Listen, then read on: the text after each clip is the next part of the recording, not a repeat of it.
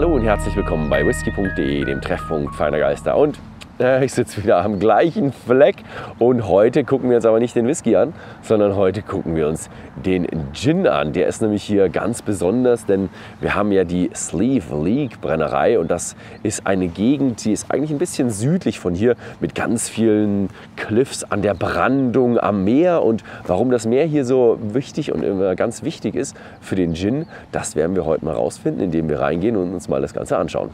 Die Zutaten für den Gin werden sehr, sehr speziell ausgewählt. Und wir haben 11 Botanicals insgesamt. Wir haben 6 normale, der Wacholder, Koriander, Angelikawurzel, Kassiarinde, Orange Peel, also Zitronenschale und Orangenschale. Das sind so normale Zutaten für den Gin. Und dann haben wir noch 5 lokalen Seetang. Und als erstes haben wir den Dulse. Und der ist ein sehr, sehr normaler hier in der Gebung. Man nennt ihn auch das vegane Beef Jerky oder vegane Jerky. Und sehr lecker, schmeckt wie Seetang. Wenn man es von dem normalen Seetang, den man kennt, würde ich mal sagen, ist es ein bisschen salziger. Und ein bisschen mehr Umami, ein bisschen weniger zuckrig. Der Zucker Seetang, der ist normaler, also den kannte sogar ich vorher, da kennt man es auch schon sogar aus anderen Gins, kennt man das Ganze. Der Carageen Moss hier, den wir hier haben, das ist ein von den lokalen Leuten sehr, sehr gemochter Seetang, denn er hat auch ein bisschen medizinische Eigenschaften, da kann man irgendwo einen Tee draus machen, so essen oder so, und das hilft einem auch bei verschiedenen Krankheiten. Dann der Channel Rack ist auch ein normaler, würde man sagen, die Leute gehen raus, schneiden den, essen den wie so ein Snack. Der wird auch von der Brennerei geerntet, während die 3 dahinter, die werden eher von Spezialisten geerntet, weil man die in größeren Mengen benötigt. Der Pepper Dulse ist dann der ganz besondere von ihnen. Der wächst nämlich draußen eher auf großen Steinen und den schneiden sie auch nur mit der Schere, damit er auch wieder gut nachwachsen kann. Und um zu diesen großen Steinen zu kommen, ohne dass da Wasser ist, muss man immer auf den Vollmond warten. Bei Vollmond, für die, die es nicht wissen, ist Sonne und Mond und Erde in einer Linie und dadurch gibt es eben die Springflut und wo dann viel Wasser rausgeht, geht auch wieder viel Wasser zurück, legt dann die Steine frei von Wasser und man kann eben diesen schönen Pepper Dulse ernten. Und der hat wirklich was Umami und das, ich finde auch was Würziges, also sehr, sehr interessant und man hat sich mit diesen ganzen lokalen Seetang sehr stark beschäftigt. Und jetzt gehen wir mal weiter und schauen, wie es in der Mazeration geht. Die Mazeration findet innerhalb der Brennblase statt. Die Brennblase hat sogar einen Namen. Sie heißt Maeve. Und das ist ein gälischer Name für die berauscht. Ja, passender Name für eine Brennblase. Die 10 Botanicals kommen rein. Der eine, der hier so gelierend ist, der kommt in den Aromabasket. Und dann wird Neutralalkohol und Wasser eingefüllt. Und Neutralalkohol bei 96% würde zu viel rauslösen und der würde den Geschmack schlecht machen, haben sie rausgefunden. Deswegen sind sie mit den Stärke runtergegangen und haben verdünnt im Verhältnis 2:3. Ganze wird destilliert, schöner Reflux Bowl, sehr, sehr dünner Hals, sehr, sehr gute Separation des Alkohols, viel Kupferkontakt. Und dann durch den Aromabasket mit den gelierenden Algen und zurück kondensiert.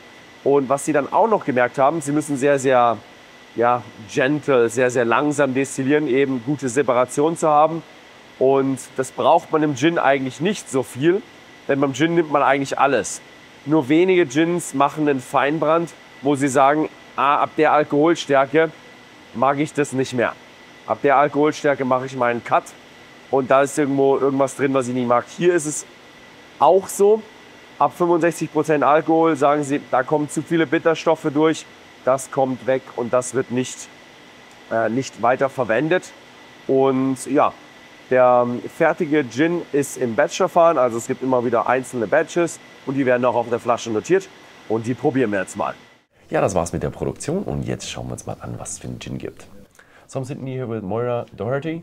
You're the Gin Queen, head distiller, and you know a lot about the seaweed, about the distillation. So thank you very much for having us here. Thank you for coming to see us. Yeah, I do love all of the gins, and I do love like the speciality you created, because I've seen a bit of seaweed until now, but I've not seen that much. Right, okay. So what are we having today? So today we're trying An Dúlamán, which is our magic of the sea. It's a gin that contains 11 botanicals. So you get the basic juniper, coriander, cassia, angelica, orange and lemon. That would make a lovely gin. But we have to make this into a Donegal gin. So by doing that, we add 5 seaweeds, which are all harvested locally along the shore here. What I wanted to, I was not able to get onto it. The name Gaelic, is it? What does it mean, and how do you pronounce it right? So it's called An Dúlamán. An Dúlamán. An Dúlamán. Dúlamán, it's how I pronounce it, which is a Zimbabwean version maybe. Dúlamán is the Irish name for one of our seaweeds, which is channel rack, which was harvested a lot during the famine. Okay. And people used to eat it then. And so that's the name we gave our gin. Okay, so the An Dúlamán, the channel rack is it like the main ingredient, or is it? No, it's not. We have kelp and dulse, which is this one. So the initial idea happened in 2010 when we were collecting dulse on the shore at Macros with Jim's auntie. And locally people collect this and dry it and then eat it as a snack, like vegan jerky. And when we were collecting this, I said to James, could you make a gin with that? So while we lived in Hong Kong, I researched it and was working on it. And we started just with dulse because that's the one we knew. And then sugar kelp is another seaweed we use, which is used by a lot of companies that have seaweed gins. They might only have 1 or 2 seaweeds, and generally you have sugar kelp. It gives you a sweetness, but it's also like key lime when it's been distilled. It smells like tobacco almost when it's dried. Okay. This dulse is quite savory. Okay. And then Carageen Moss was the third one that we put with it, because Carageen Moss is well known here. It's known also as Irish moss. And it's moss because it's like the way it looks, I guess, yeah. And it's a gelling agent. Oh yeah, we had that. Yeah, it can be used in desserts and things. We have to vapor infuse it, because if you boil it up, you do get jelly, and we don't want jelly gin. Wait, they cook it and make like a jelly, like a pudding or something? Yeah, so panna cotta or something to make really? It set, yeah. And people collect it and do that, okay. Yeah, but it's also used, if you're ill, it's a real superfood, and it's used for people with colds and things. When I was expecting our 4th child, Jim's auntie made me drink a lot of Carageen Moss, and he was enormous. So I think it made him grow really big. Then the Dúlamán, we put it in because that's what the gin's called, Dúlamán, and it's kind of like bergamot oil. It's lovely when it's distilled. Oh, yeah, was that the truffle of the sea? No, that's the other one. Okay. The 5th one is the truffle of the sea, Pepper Dulse, and that's what gives our gin its magic. So there is another gin now that uses Pepper Dulse. Okay. They did ask us how to distill it, so and it only grows about this high on the rocks. Oh, okay. But it grows right far out, so we have to wait till around the time of the full moon when the tides go out the furthest, and we follow the tide out and cut it with scissors so that it regrows. But it doesn't have to be like during the night, full moon. No, it's just that you have to have a full moon. It's dangerous enough, yeah. So you follow the tide out and then it chases you back again. So we can only collect what we can in that time. So you can only walk out, like there's no other means of transportation or something? No, because you're getting it off the rocks. So yeah, we will follow the water out and then follow it back again. Or James does, and I call him when the tide's coming back too quick. So yeah, tide is actually a bit dangerous. Yeah. Yeah, it can be. Yeah. Okay. So all the botanicals are dried, apart from Pepper Dulse. If we dry it, it just disintegrates. It doesn't taste of much. So when we picked it, we freeze it. Okay. Yeah. And that's our most important seaweed. All of the gins are batched according to when that seaweed, which full moon we collected the Pepper Dulse.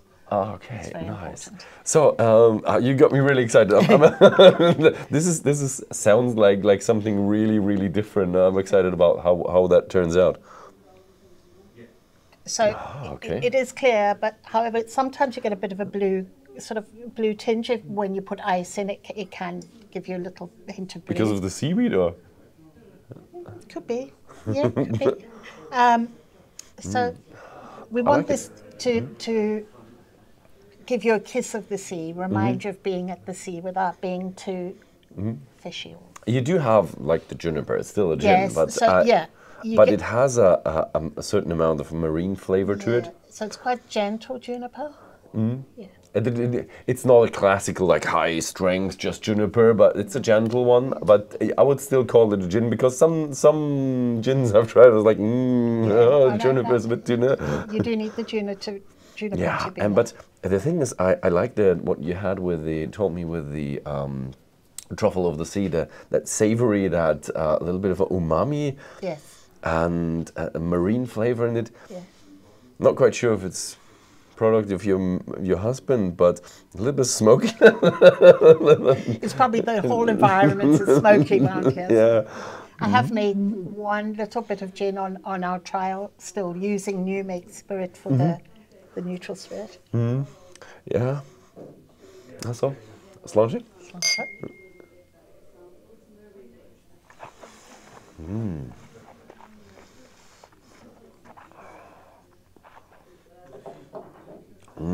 Oh, I like it. You also feel a little bit of the lemon, but it's it does have a bit of that umami style, and that is just. It feels like a bit of. It reminds me a bit more like food. It has a bit of a food touch to it when you eat something. Yeah. And also, the juniper, a little bit of tingling. And how many ABVs are we looking at? 43.2. 43.2. Yeah, it's very smooth as well, I would say. Yes. Yeah. I think we distill with a low ABV in the still, and we distill gently, and I think that helps to give you the nice softness in your mouth. Yeah. Yeah. The thing is, there are few distilleries who do the like the cuts. Usually, you just get the botanicals in there and just bring it through everything. But I do like it when people try the cuts. Yeah. How long did it take you to get the recipe? Well, we went to a well-known supermarket and bought lots of very cheap vodka, which was a low ABV, and then we trialed about 20 seaweeds individually on the mini store at home. They did a whole deconstruction.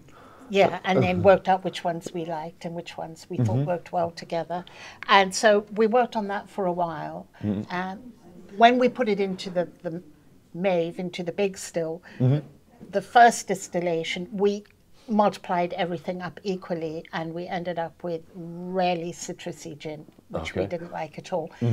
And so we just went off the cuff, because we had to make it, because we were at an event the next day, and we just...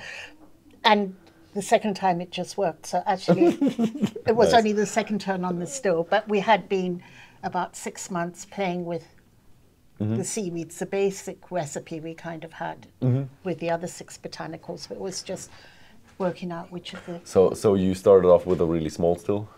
Yes, we have a little tiny still. It's just up there still, I think. Okay. And that's what we use for all the experimenting, yeah. Nice.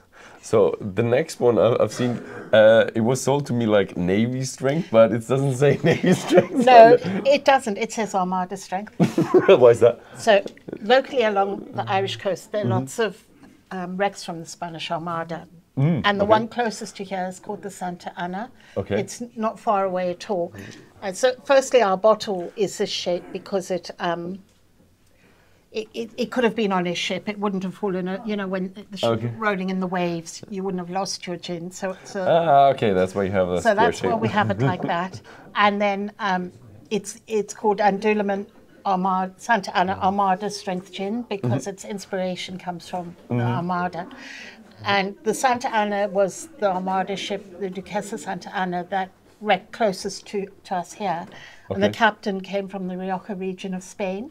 So we take this gin and put it in a Rioja barrel for 3 months and then bottle it at 57%, which is Navy strength.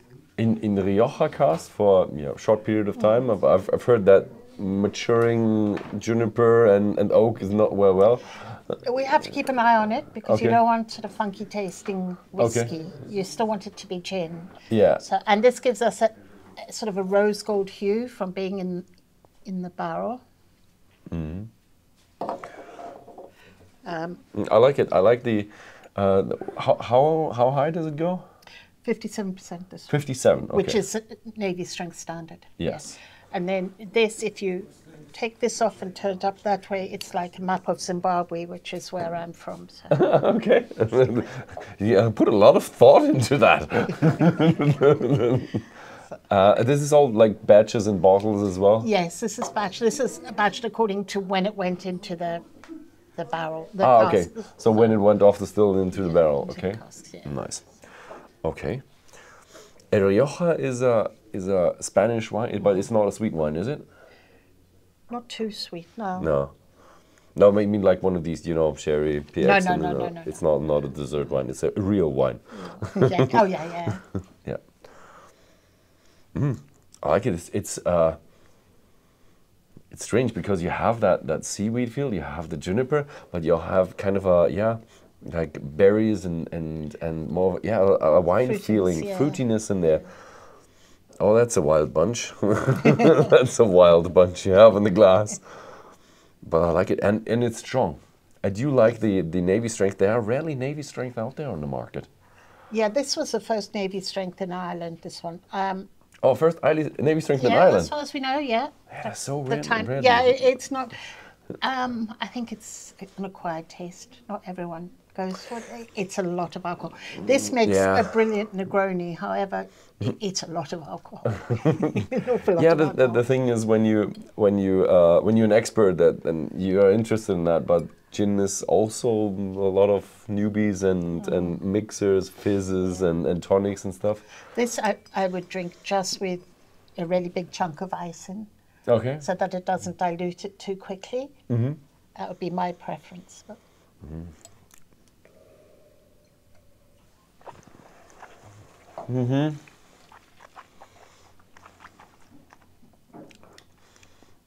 Wow, but it's not too strong. Yamada is strong, but not too strong. Oh, and it has a nice sweet touch to it, and a nice fiery finish on it. Yeah, it combines well with the umami and but it has, for me, it's kind of fresh and fruity with a lot of red fruit, I would say. And a little bit of that prickling around all over the juniper, which I like. But I think it's a bit dangerous because distillation is done well. It's very round. It doesn't feel like 57. No. It feels like more like 48 or something like that. So that is a bit dangerous. So yeah, keep a close watch on how much you pour in your glass. Yeah.